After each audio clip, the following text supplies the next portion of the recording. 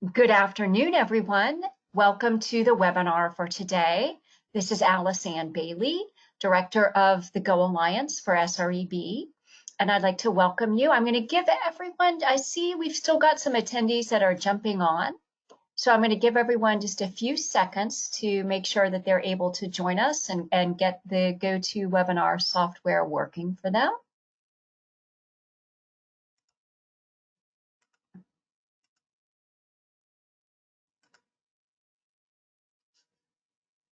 Okay, let's go ahead and get started. Welcome. I'm very excited to introduce our presenters today. I think everyone is going to learn a great deal during today's session. If you're new to this webinar series and SREB, I'd like to share just a little bit about it. SREB is a nonprofit, nonpartisan research organization. Our primary purpose is to inform education leaderships and policymakers, such as state governors and state legislators, presidents of post-secondary institutions, to share our research with them so that they can make informed policy decisions as they go through their work. But we serve pre-K all the way up to postgraduate types of programs and policy work. My program, Go Alliance, is aimed at working with states to help them increase the number of students who successfully complete a post-secondary credential. And we do this in a number of ways. A lot of the research that we do is to better understand the target audience that we're working with, which are low-income, first-in-the-family students throughout our states, to better understand their needs and perspectives of where they're struggling in the college planning and application and process and paying for college, help them stay and complete a degree.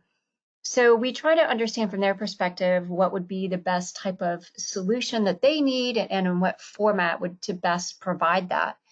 We also do work with a lot of state legislators on policy that relates to post-secondary completion, such as, for example, we're a big fan of Louisiana's new state policy that you have to complete the FAFSA in order to receive your high school diploma. We also work with states to help them form networks of support programs so that as a student wants to pursue education beyond high school, there's always a hand to hold to help them through the process. And then we do a lot of outreach and communications just to get the right information into the hands of those who need it the most. As you know, if you're the first in your family to go on to post-secondary education, you don't have a lot of knowledge of the process and what's required. Sometimes there's a lot of misinformation out there. So we try to get the right information into students' hands so that they can make informed decisions. So I'm excited to introduce today our speakers from Campus Sonar. We have Liz Gross, who's the founder and CEO of Campus Sonar. She is a recognized national expert in higher education research and social media strategies. She's an award-winning speaker, author, and strategist. She was named a 2018 Mover and Shaker by Social Shakeup Show, and she was a finalist on Green Book's 2019 Grit Future List. Liz has more than 15 years of experience in higher ed and strategic social listening, which is what we're going to learn more about today.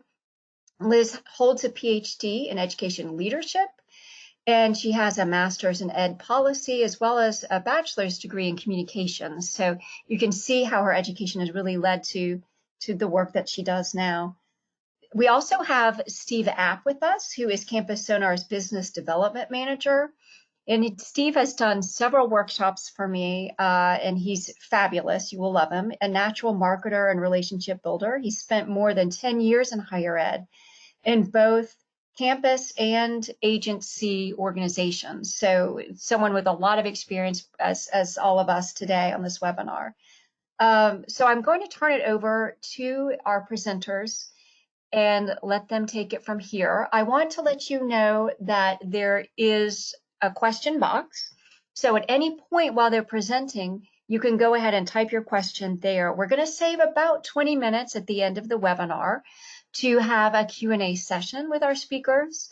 So as they're speaking and you have a question, go ahead and type it in the question box, and then I will ask those questions of them at the end. So we'll make sure that your questions do get answered. Also, I know I'm going to get a lot of questions about this. Yes, the webinar today is being recorded, and we'll have a recording as well as the slides posted on the SREB website if you want to go back and review any of the materials or share it with colleagues. We encourage you to do so.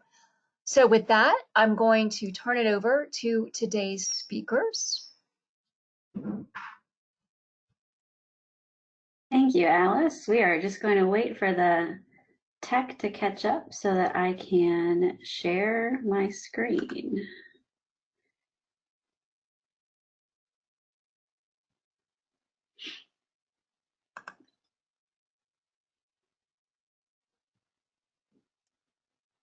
All right, I am sharing a screen. I don't know which one it is, so we're going to figure that out in just a second. Sorry, everyone. We seem to have a little bit of a delay in what we're showing and what you're seeing. Yeah. Oh, there's what I want to see. Okay, so we need to share a different screen. Sorry about that, folks. You're going to go see this one, and we are going to get going. Perfect. All right, thank you everybody for being here. I can see that if you just logged in, we just maxed out on attendees. So you made it, congratulations. If your friends are trying to log in, let them know they can watch that recording later.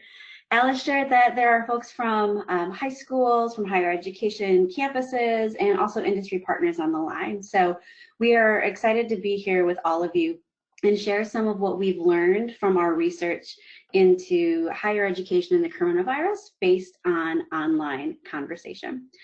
So very quickly, so you know who the heck we are and why we're here talking to you.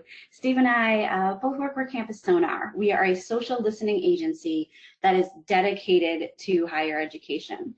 What that means is everything we do is related to finding and analyzing online conversation that provides insights for you, institutions, and other partners in higher education to better understand your brand, your audience, or a topic of conversation that you're interested in, so that you can do things like manage your reputation, build more meaningful relationships with your audience as you build their trust, and work more strategically.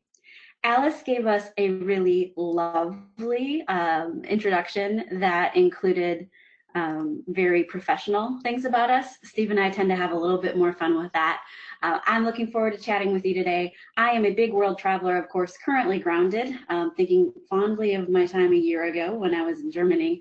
I enjoy live tweeting pretty much everything, including my lunch some days, vegetable gardening, which I have a lot more time to do now, and all things higher education. If you know anything about Steve, you've heard of him before talking about donuts, tweeting Seinfeld gifs. Truly, if you look at his Twitter feed, those are the two images you'll see, and spreading the love of social listening. You can often find him running, even these days, to burn off all of those donuts that he's eating. But let's jump right into this content. So how did we get here, and what exactly is it that we're going to share with you today? So in early March, we at Campus Sonar, like all of you, realized that the COVID-19 pandemic was going to have a major impact on higher education. And on Sunday, March 8th, our research manager, who's Amber, who some of you may recognize from a webinar she did last year with SREB, she urged our leadership to figure out how we could be uniquely helpful to the higher education industry. It all started with a late night Slack message that night. It actually said, and I quote, "I am reading all of the stuff on COVID, ugh, but how do we have an opportunity to do some good here?" We quickly decided that we would write a social listening query to capture information about higher education and the coronavirus. On Tuesday, March 10th, we ran that query, and it pulled back roughly 50,000 mentions every single day.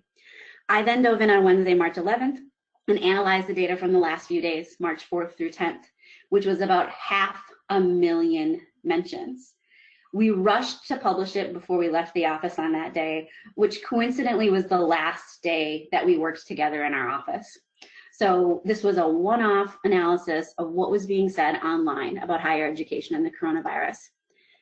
It quickly set our website record, however, for the most blog post views in 24 hours. And the next day, we all got together from the comfort of our own homes and decided that what we could do for the community was provide you with quantifiable data and insight into your audiences at a time when you're just trying to keep it together and keep your students safe. So at least we could give you some of that contextual information. And we started putting out these briefings twice a week on Tuesdays and Fridays and did that throughout March. As the conversation died down, but still remained incredibly important to the industry, we moved to once a week briefings in April. Right now, we have 12 briefings available on our website, and what we're going to share with you today is some of the student-centric insights and what we learned from doing that analysis. Just so you know what this actually means, we are analyzing all publicly available conversations about higher education and the pandemic in the United States, plus Reddit and YouTube, because on those two sites you can't segment by location, and we know they're very important to our audiences. So far, we have analyzed more than 6 million of those conversations. We're not searching for information about any specific campus, though. Our search is meant to look at industry level. It includes words and phrases like campus, university, college, higher education, and online classes, in conjunction with the coronavirus or the pandemic or the Rona, as the kids are calling it these days. If someone mentions the name or an acronym of an institution without using one of those terms, it's not going to be included in our analysis. I mention that because actual volume of conversation across the industry is likely much higher than the numbers we're going to show you today, but we expect the trends to still hold. After we gather all of this data, we also segment it in ways that are helpful for campuses. So we identify a subset of all mentions as higher ed focused. That's when an institution or the industry is the focus of a mention rather than mentioned alongside other topics. And recently we started segmenting mentions about the fall semester and beyond, so we can be a little bit agile with our segmentation. We also do a segmentation to focus on audiences of interest to higher education, and that's what we'll mostly be talking about with you today. This captures first-person conversation from people who are identifying themselves online as a student, a prospective student, an admitted student, alumnus, or a family member or friend of a student. We refer to these as the hidden voices within that conversation. They're hidden because it's usually just somewhere between 3 and 8% of the conversation that we collect on any given week. Focusing on those hidden voices can strip away the news coverage, general commentary, and memes, so many memes, to help us understand the student's experience. Now, it's important to note that we aren't seeing everything when we do this analysis, and I know Liz mentioned that earlier. In particular, we're going to pull from public online data sources. So we're going to see conversations from social platforms like Twitter and YouTube, which are generally pretty publicly available. And we're going to collect information from forums, and most notably for this conversation, forums including Reddit and College Confidential. We're also able to pull in conversations from blogs, including Tumblr. If you're seeing the word Tumblr on the screen, you're thinking, oh my gosh, that's still a thing? Yes, it's still a thing. And we've been surprised by the amount of conversation we've seen on that platform that we've captured as part of this analysis. And then, of course, we are pulling in conversations that are being published from news outlets. Now, what we're not seeing, and this is really important to share, I think, are conversations on social platforms like LinkedIn, which is essentially a black hole for social listening software.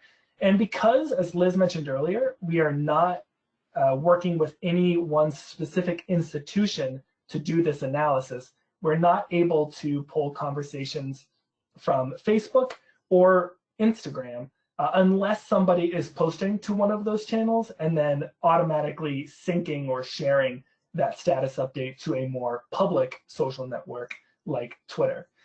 We're also not seeing anything from TikTok and Snapchat due to the nature of the content, although I'm hopeful TikTok will change in the future. And importantly, we're not looking at any conversations that are shared from a private account. I always like to say, looking at anything on a private account would be sketchy. We really don't like sketchy. So we're only going to look at conversations that are posted from public profiles.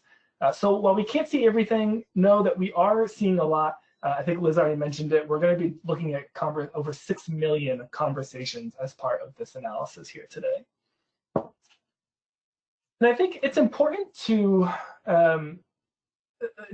look at this conversation generally in terms of industry-wide conversation here, rather than just looking at the conversations happening on your own campus. So many of you who are on this webinar have been essentially right on the front lines, looking at the conversations that are taking place about your campus related to the coronavirus over these past several weeks.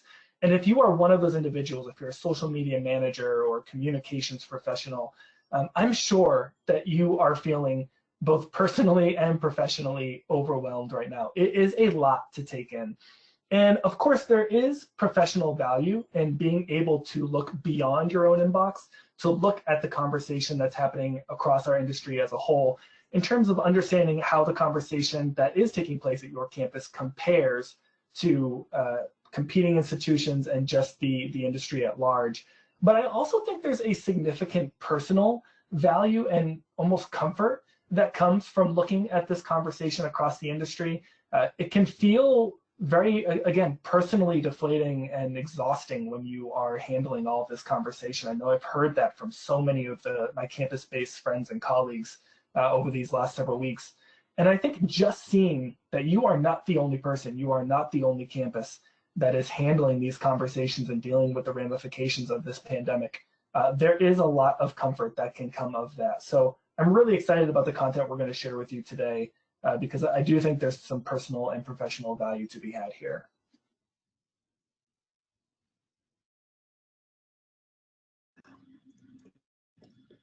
All right, so apologies for the lag there, but now it is time for the data. Share with you what exactly we have learned from, like Steve said, over 6 million conversations about the coronavirus in higher education. We'll review what we've learned in the last 7 weeks that we've been doing this research. And honestly, those 7 weeks felt like 7 years. We're also going to talk about what's most relevant to you right now. So let's just start with a very high level overview. When we started this analysis, we were seeing well over 1 million mentions every single week, but that was regularly dropping after campuses made their initial announcements about moving to all online instruction and moving students off campus. You'll see here that for the last 3 weeks, we've sort of settled into a new normal volume-wise for the conversation. That's encouraging in terms of crisis mode, but as anyone on campus can attest, and I'm sure many of you on this call right now could, that is still an elevated level of volume over what we've been used to regularly in our lives. So this leveling off is just leveling off at a higher rate than what we've been used to. This is how much conversation there is, and it's really interesting to look at where the conversation is taking place. So first I want to look at that subset of higher education focused conversation. Here we see that almost always about 2/3 to even more than 3/4 of conversation is on social media, largely on Twitter. And that's followed up by forums like Reddit, blogs, including Tumblr, news sites, and other niche social media sites. So this is all of the conversation focusing on the industry. Where it gets interesting is when you start seeing how that changes when you look at the conversation from students. So the graph on the right-hand side is just looking at that subset, the 4 or 5% that we're seeing every week that is directly first-person student conversation. There, other than that first week, social media sites like Twitter have largely been less than half of the conversation. And as our briefings have progressed, we've seen more and more conversation on forums, specifically on Reddit. Early on, we saw a lot of conversations on Tumblr, often more than what we would see on other social media sites. That is still there, but forums are certainly taking the lead. And these might be places that institutions were not previously looking for conversations from their students on. We also looked at the sentiment of the conversation. Is it positive or is it negative? And much of the first person conversation from campus audiences was negative. So here the bright green bars are those, students, prospects, their families, and alumni. And the blue bars is all of that higher ed focused conversation. This is just the percentage of the conversation that was coded as negative sentiment. So first person audiences are usually sharing about 40 to 60% of their conversations with a negative connotation, which can be up to 2 or 3 times as much as the negative conversation that's in the general industry. What's interesting is that these first person conversations are also more positive in sentiment. Basically, people who are directly affected by this issue just have more feelings. They're more likely to be both negative and positive. There's bright spots within all of this, as the positive sentiment shows, and throughout this presentation, we're going to share how to spot some of those bright spots. And also, as long as we've performed emotional analysis of online mentions from students and family in these briefings, we've seen a clear trend. Sadness and anger have been the predominant emotions of our audiences, with students expressing more anger than sadness, and family and friends expressing more sadness. This trend is actually holding steady for students, but in our April 21st briefing, families and friends were almost as likely to express joy, which was 31% of their mentions, as they were sadness, which was 34%. And while family and friends still grieve the loss of their students' college experiences, they are finding moments to celebrate. Families spread the word when campuses recognize their students' accomplishments. Some are also praising their students' campuses, like a mother who tweeted about the call she received from Florida Atlantic University to check in on their student. So there are some bright spots. But let's dive right into what we are learning from current students in this conversation. There's some high-level takeaways that I want to share with you. The first, which you might already have an inkling of, is that students are talking about higher ed and the coronavirus in places that you might not expect. Reddit and Tumblr are often overshadowing social media in our briefings. I've learned a lot about students by analyzing their Tumblr conversations over the last 7 weeks. There seems to be a really interesting niche of student that is on Tumblr. People who are really into fandoms from authors or television shows really are into Tumblr. Also fans of some pretty big celebrities. There's actually a Taylor Swift contingent on Tumblr talking about this issue that has made its way up in our data set. I also tend to see more LGBTQ students on Tumblr that are self-identified and connecting with people there. And then we also see them on Reddit. Reddit is incredibly interesting to me because it can be a long form data source. People will share lots of context about what they're feeling and how they're feeling. So you can learn a lot more there than you can with a tweet. There are still some interesting things on Twitter, and some of our insights come from Twitter. But because their messages are so short, you're likely to get memes there or complaints without context. I mentioned briefly in that last emotional analysis slide that just students are consistently sad and angry. No, I do not expect you to read every single graph on this slide. I highly doubt you can see the numbers, but that's not the point. I want you to pay attention to the dark green and bright blue colors on each chart. They're usually meeting right at the top of the chart. What this is from every briefing we've done, it's a snapshot of the emotional analysis of students. Green is anger and blue is sadness. They are consistently 2/3 or more of the conversation about students. But they're not just sad and angry about higher education. They have these feelings about a lot of things. They're being home with their parents, which is not always a great thing for them, particularly in instances where home is not a supportive environment. They are definitely a little bit sad and angry about online classes.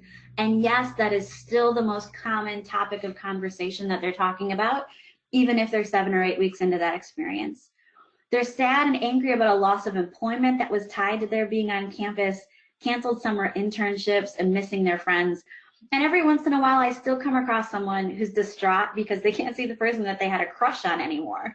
Remember what it's like being 19. There's a lot of things to be sad and angry about. Another thread that we're seeing is that students are expressing their needs related to finances, mental health, and basic needs. We've seen a regular trend of students asking online celebrities and strangers for money, sharing links to their Cash App or PayPal accounts, hoping for payment. Taylor Swift, a recurring theme in our briefings, actually came through a couple of weeks ago and sent a few students money through Cash App to help get them through the semester based on their online pleas. The stories that get me the most in this particular category are the students who don't feel safe or supported in their own homes because of their sexual orientation or their gender identity. I've seen many accounts from these students on both Reddit and Tumblr. They're sharing how they found a community on campus where they were accepted and felt like they belonged, and now they've completely lost that when they're back at home with their parents, and it can be incredibly jarring. We're certainly seeing that students' personal stories are resonating with others like them and driving word of mouth, especially on Tumblr, and yes, especially with Taylor Swift fans. They are a really incredibly close-knit community on Tumblr, and they're sharing their everydays beyond their fan of the singer. When a student shares or reblogs something that another student has shared, I presume it means it resonates with them. And there is a lot of sort of viral moments happening, specifically on Tumblr, as students find somebody else that they identify with. And then the memes. Oh, the memes. Students are using memes to express their feelings and cope with an uncertain situation, especially when it comes to online classes. In our March 27th briefing, I dove really deep into what I called meme themes. From March 24th to 26th, 67% of the entire conversation was about the transition to online learning. That was about 325,000 mentions. It is clearly the largest topic of conversation surrounding coronavirus and higher education. And the way students and others discuss online conversation is a reflection of how they've communicated about life and politics for years. Memes, just so many memes. Memes are a main way that students express their feelings about the transition to online learning. So to demonstrate, I want to focus on just one key phrase that was in this data set, which is online classes. That phrase appeared in 45% of conversation about the transition to online learning. When you look into that, 6 memes accounted for more than a third of those mentions. I thought about that a lot, and I actually developed a research question that I hope that Campus Sonar can investigate one day. I wonder, do the memes related to online classes and remote learning reflect the themes of individuals' conversations about the topic? I really suspect that meme themes are a glimpse into the emotions and experiences of our students. I wonder if current high school and junior high school students who are seeing these memes today are going to remember this period of higher education disrupted as they viewed it through the internet. Will their stigma towards online courses increase? Will they be less likely to consider campuses that are specifically referenced negatively in memes?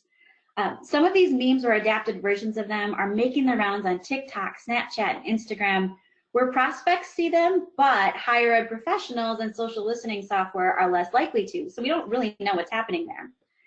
In the March 27th briefing, I described the 6 online class memes that were most prevalent and how they reflected the student emotions.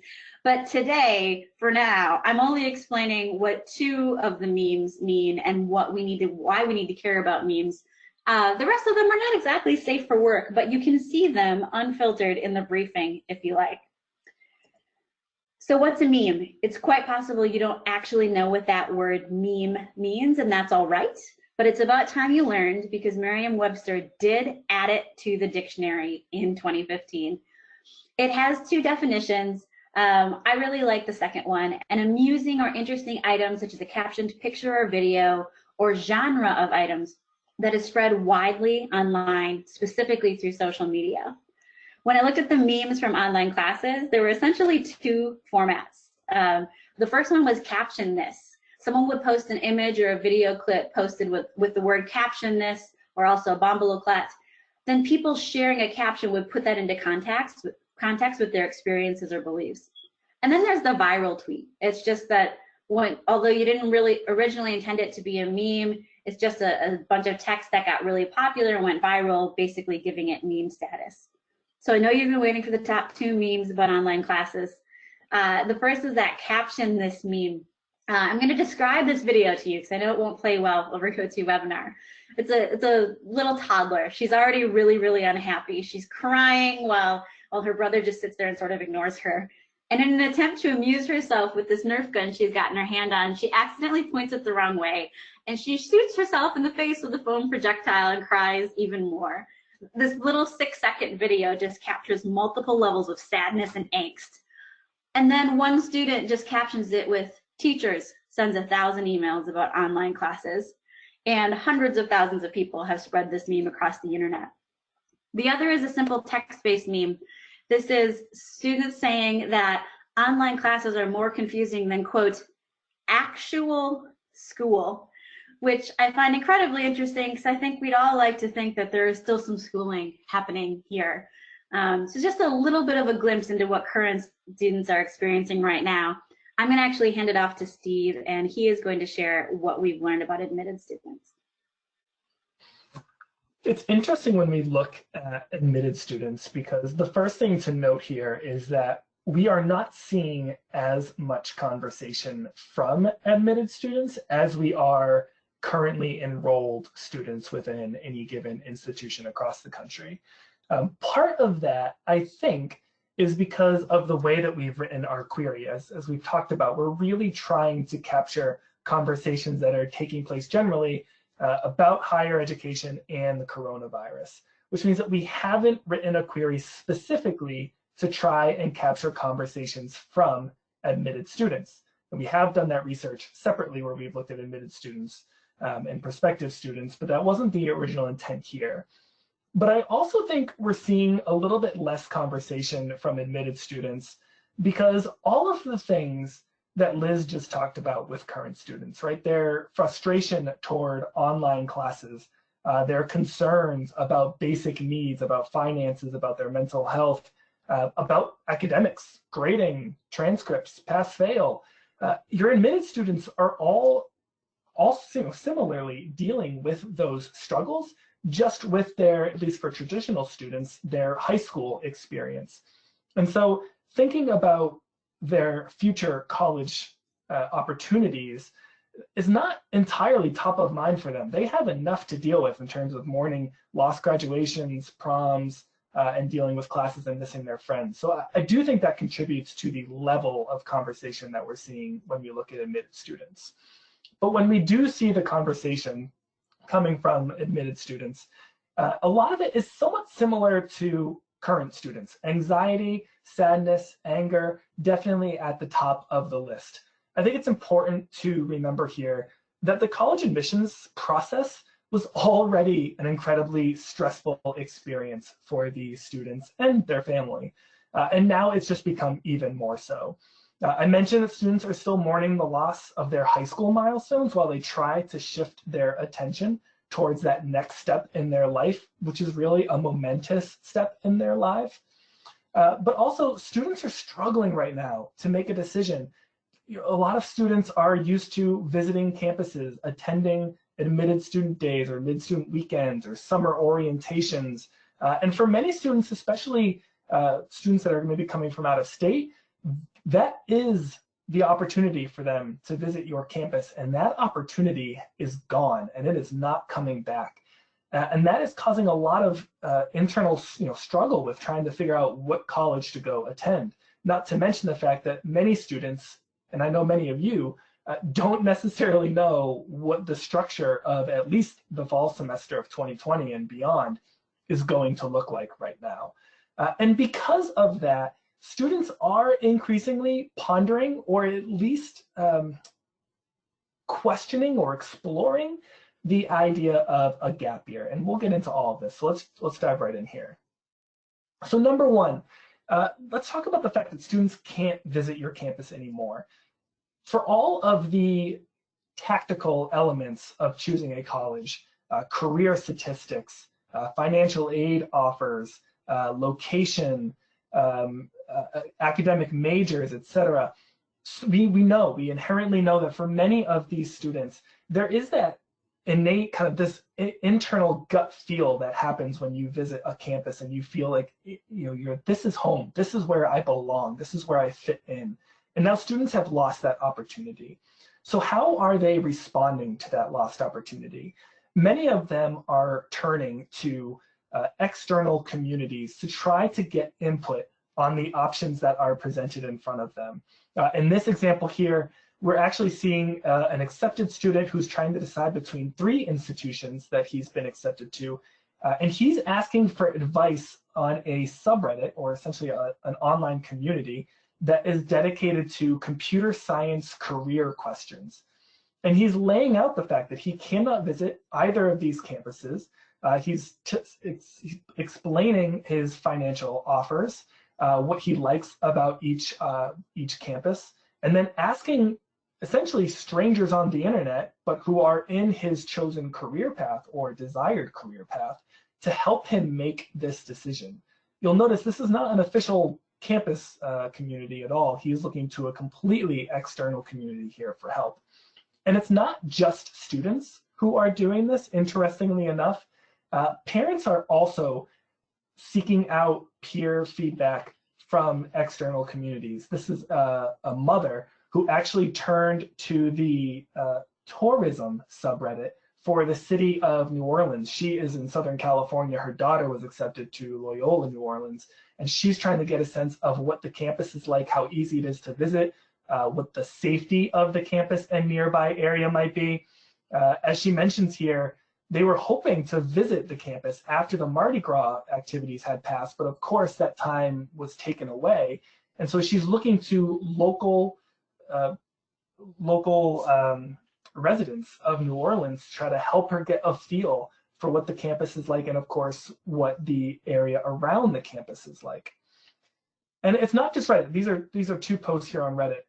But I think it's important to know, especially again for the traditional students, that they are turning to sites like YouTube as well. Now, YouTube has been incredibly popular for, if you want to put it into stereotypes, Gen Z or traditional admitted college students who are always seeking information from peers, from students who are already enrolled at your university. And admittedly, we don't have great benchmarking data here to be able to measure the increase in YouTube conversation from the previous year. But my gut tells me, at least what I'm seeing anecdotally, is I would wager that we're seeing more conversation now taking place in terms of comments that are being shared on YouTube videos that are being published by your current students who have built up some influence within the online community and within YouTube or Instagram as well. They're often paired together for influencers. And why does any of this matter? I know so many schools in response to this pandemic have done wonderful work, very quick work, to invest in either technology that allows them to pivot their admitted student events into virtual or digital events, or they've signed on with software providers who have created these kind of controlled, owned digital communities where students can chat with one another about common topics or about the institution at large, and also ask questions of admissions counselors. But I think it's really important to understand that just because you have built those digital communities, not all of your admitted students, and certainly not their families and parents, are having their conversations within those controlled and built digital communities. Many of them are continuing to, and increasingly so, turning to these external organic communities to ask questions of your school. Now, the reason that's important to note is you should go find these conversations. Don't pretend just because they're not happening in your digital community, you don't need to be aware of them. Some of these questions are pretty difficult to answer, especially for a current student, if that's where the conversation or question is being directed. Certain questions are subjective. You can see here, a question about diversity, but some are pretty technical, right? About the honors colleges or switching classes or majors.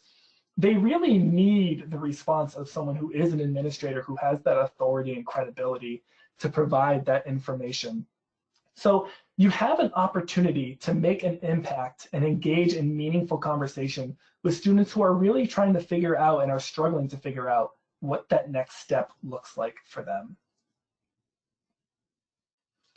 Now, gap years. There's been a lot of conversation lately about gap years, and specifically the percentage or the number of students who may decide to take a gap year and thus defer or just not enroll in your institution this fall.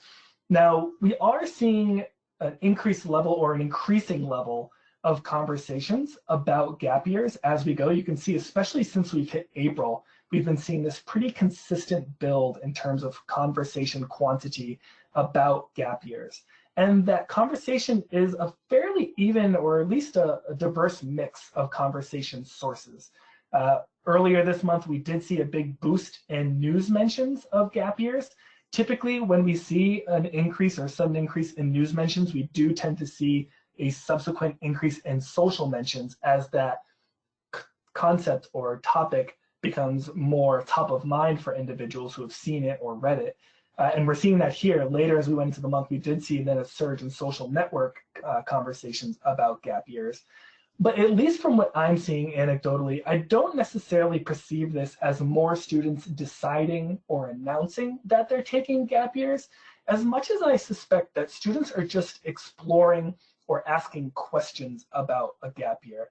This is something that on average only 3% of students do, so it's not something that's familiar to many students. And so we're seeing a lot of questions like the ones that are on the screens here, where people are really just essentially, it's almost like they're doing a Google search, but instead of going to Google and typing their question into the search box, they're going to these online communities that they're already familiar with and comfortable with to ask that same question. So do I go to school or should I do a gap year? How would a gap year request even work? Is anyone else taking a gap year because of the pandemic? What could I do if I did take a gap year, right? These are, you can almost imagine someone typing in this into a Google search bar here. These are all, there's these 4 examples and dozens more that are literally just from the past 5 days on Reddit, and in particular on the very popular subreddit, Applying to College.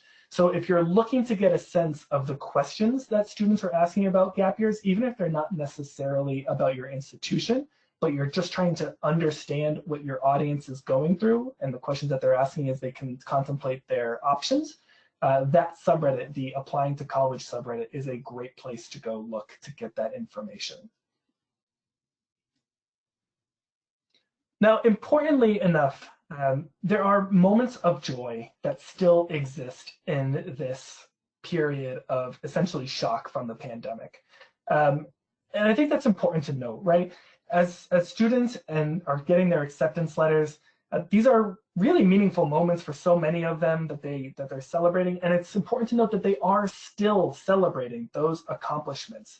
And there's a real opportunity here for campuses to mirror that excitement, and especially to tap into the power of your digital community, which really does not exist in the way that it used to, which in terms of an on-campus visit and that kind of on-campus experience. We've lost that from the pandemic, but you can still create an alternative moment like that where your digital community is essentially coming out and mirroring the excitement that students and their parents have.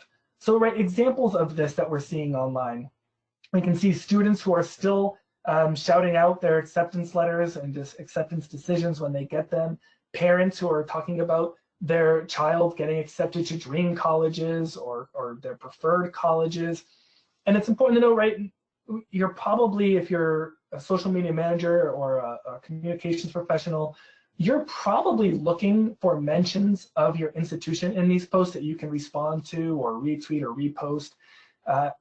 Keep in mind that many of these students, especially when they're announcing that acceptance, they're so excited they almost forget to tag a school and they just kind of write it out in plain text. So do not be afraid to search in plain text for your school name to try to find these mentions. There is a ton of value in doing this. You'll see many of the posts that I see when I look at these acceptances, they're shared in the middle of the day or maybe the middle of the night, but they don't get a lot of interaction because they're not tagging or using any kind of hashtags here. When you do find those posts and you can respond to them, even if it's just to say, we're so excited, congratulations, we can't wait to see you on campus. Let us know if you have questions, you're gonna go whatever your mascot is. Those posts can make a huge emotional difference for a student because they otherwise may not be getting many responses, and they're kind of looking for that validation when they share these status updates.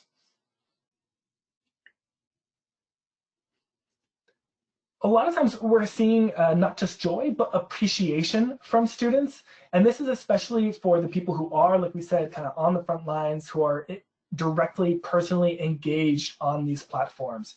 I use this screenshot from Reddit very strategically because I talk about Reddit a lot. And I know that many administrators on campus are still scared to engage on those platforms. It feels like they're almost big brotherish, or they're spying, or they're going where they're not welcomed. And I think it's important to note that if you're contributing to conversations, even if they're not directly asking you a question, but they're talking about your institution, they're talking about admissions questions or deadlines or really nuanced questions about what the next few weeks or months are going to look like. If you're able to respond authentically, if you're able to respond and provide value, that conversation, that engagement, it is welcomed, not just from your admitted and your prospective students, but your current students. They appreciate it because they're trying to manage these digital communities, and they're being asked questions from your admitted students that they don't actually know the answer to. And so they welcome someone coming into those communities and sharing answers to those more technical questions. So do not be afraid to insert yourselves in those conversations. You will get appreciation from your admitted students if you do so, as long as you're taking a value-based approach to those conversations. And I mentioned the tapping into your community. There was a wonderful example of this late last month when a student, Haley, who only had, who had less than 100 followers on Twitter, had tweeted about a college visit to Purdue University that was canceled due to the coronavirus. And her family kind of rose to the occasion and created this very makeshift personal campus tour within her own house. Now, I mentioned Haley is not an influencer of any sort. She has less than 100 followers. But you see, she had 24 retweets. She had almost 1,000 likes on this post. And more importantly, so many members of the Purdue community came out of the woodwork to respond to her post and mirror that excitement. This all started when the Purdue University institutional account wrote back to her to say that they were sorry that it had been canceled, and they loved the idea, and they linked her to kind of an online resource that would work for her. But also the particular school that she was interested, the nursing school, also responded to this post. The dean of the college within Purdue that houses the nursing school, she responded with her personal account to this post. There were fellow students at Purdue who responded to this post. There were alumni from Purdue who responded to this post. I saw a retired admissions professional respond to this post and offer to give her a tour from memory. Parents of students at Purdue who were checking in to say that this was the best community and they were so excited that their son or daughter had chosen that campus. Remember, these are all replies to a tweet that never tagged Purdue or used a Purdue hashtag. If Haley was not already committed to Purdue University before that tweet, she certainly was after this tweet went out and all of the responses came in. This was the power of community personified. And this is the opportunity that is in front of so many of you when your admitted students talk about the campus tours that are canceled, the admitted student days that are canceled. When you can amplify that message, send it out to your community, get multiple members contributing to that conversation, it can have a massive emotional impact on the students who are, like I said a few times now, struggling to make this decision right now. So what does this mean for you? We've got a couple kind of final recommendations here, or a recap, if you will. First and foremost, we've talked about this. It's a tough situation right now. Your current students, the students who are enrolled in your university, they are consistently angry and sad. It may not necessarily be about you or at you, but they might get taken out on you, if that makes sense. Students do communicate their frustrations through memes. I know that we can laugh at memes and we think they're funny and very casual and can make light of them, but I think as Liz has communicated, there is a certain power of memes in terms of how they represent the feelings and emotions that our students are feeling right now. So do pay attention to those memes when they're shared. For accepted students and definitely their parents, they are struggling with how to proceed, and this is really ramping up as deposit deadlines are starting to approach. And students are still finding moments of joy, and more than anything, those are the moments. If you can mirror that excitement, if you can respond to them, you will delight them. It is gosh, I really hate this phrase, but I haven't come up with an alternative. If you have one, please share it with me. This is the low-hanging fruit online right now. If you can find that mention of your school when someone is accepted, when someone is excited about their acceptance, but they don't tag you, if you can respond to that and bring other members of your community into that conversation, my goodness, you've made a massive difference for that admitted student.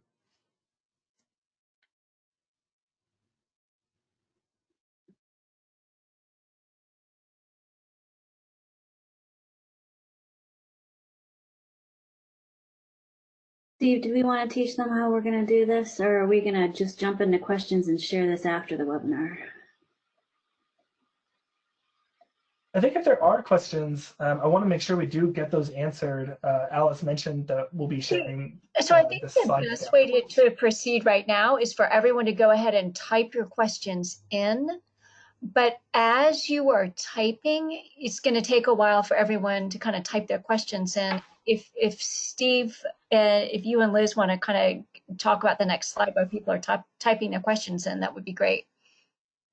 Steve is like the master of finding all of those moments that he's been sharing. So I think this is his like one-page recipe for how to get this done.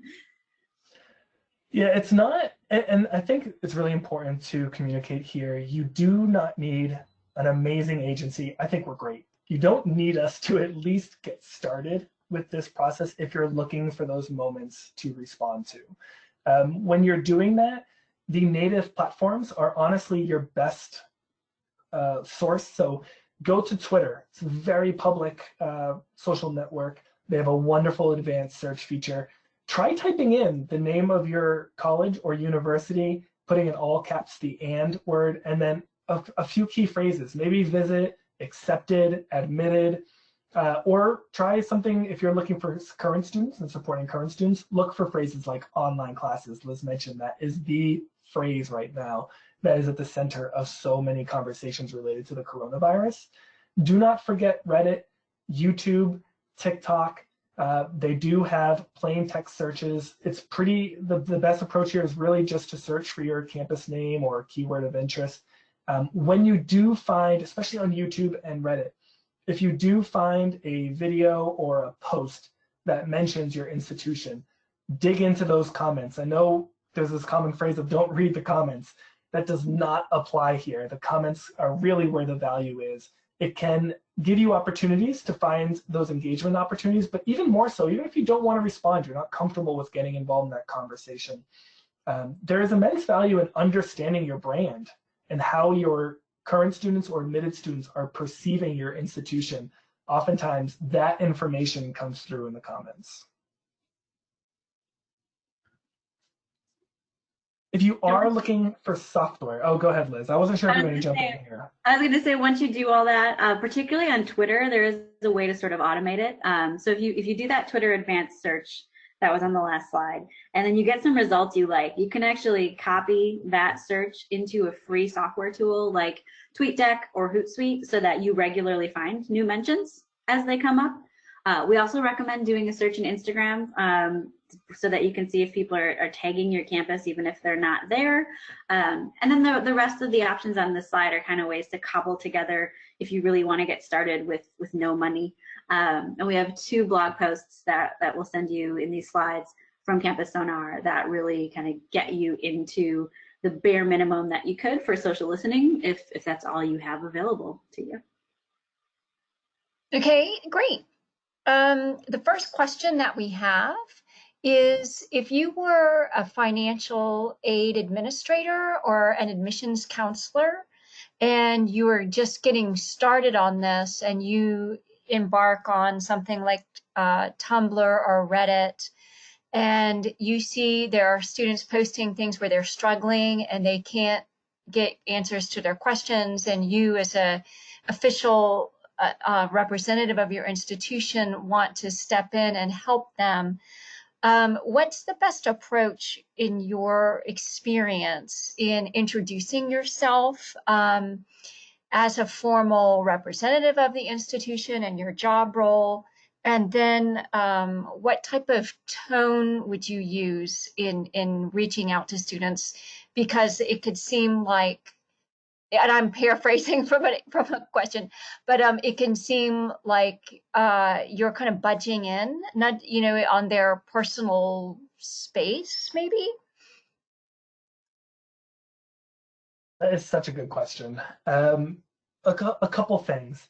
Number one, if you're going to create a username in order to post and engage in those conversations, many of these platforms, Reddit in particular, are anonymous in nature, so your username can be whatever it is that you want it to be. But I highly recommend making your username just your full name, provided it's available. Don't try to hide behind a brand name or a catchy username as if it's a AOL Instant Messenger from back in the day. Use your real name so that people can immediately put a name and a face to the title that you have at your institution. Address the comment in a casual tone. Certainly introduce yourself in your role. Mention that it's a good question, and then my gut feel is you provide enough information to be useful and valuable to that student who is struggling, but do not try to answer it in full, because you're gonna, in many cases, these are technical questions. You're gonna overwhelm the student in that channel. So the best approach is to essentially put almost like a TLDR version of your answer within that post with options to follow up. If you need more assistance, if you want to talk about this further, things of that nature, here's how to contact me, or I'd be happy to contact you if you want to direct message me your contact information or something of that nature. Don't feel like you have to go through the whole answer within the native place where the conversation's already happening. Sometimes it's easier to just jump on the phone or go through email, but you do want to casually at least provide some level of information and value within that native channel to get the conversation started. Steve has a really good blog post that he published a couple of weeks ago on our website, specifically about how to do that on Reddit. And it points out some situations too where you might not be the best person to respond, but where you might need to activate your community. We can maybe link to that in the slides before we send them over to Alice. It's a really, really great step-by-step approach there. That would be great, because there's another question that's been asked about, if you're not an expert and you've never used that type of social media platform, who can you partner with on your campus that could help you? Yeah, and that is the name of the game. And it's important to note that in many cases you may not be the best source. It's especially true for the questions that are very subjective. They're about student life, or they're about the culture, or campus safety, or dining, or things of that nature. Oftentimes it's a current student at your institution who might be the best source of information, or you're an admissions counselor, but you need to pass it along to a financial aid advisor or something of that matter. The best thing is to build a roster within your school where you have a sheet of contact individuals that you can reach out to when you find these conversations that you can pass forward. Time does matter here. If someone's having a question, they want to have it answered within a matter of hours or days, not weeks. So it is important to kind of have that organization done. It could be a simple Google spreadsheet or something of that nature that allows you to pretty quickly pass on a conversation to the right person. And that may include maybe your student ambassadors or your campus tour guides, if they're comfortable doing that. Oh, that's a great suggestion. Excuse me. And then we also have a question about a general sense from you in terms of what your seeing students post about for the fall. And do you get a sense that students would prefer just to stay home in the fall and continue on with distance learning and not put their health at risk and not be in a situation where they get their dorm room all set up and then suddenly have to move out? Or are they disliking online learning so much that they would rather kind of take that risk and return to school? Are you getting a sense from the, what the conversation is, what the students are saying? I absolutely have a sense of that, which I feel like I should preface with I am not a doctor, a medical doctor, or a public health professional. Uh, the students, by and large, in both in our data and in surveys that I've seen come out, most recently one that came out yesterday from Simpson Scarborough, they're not happy with online learning at all. This is not necessarily because it's being done poorly, although in some cases we know this is a duct tape solution.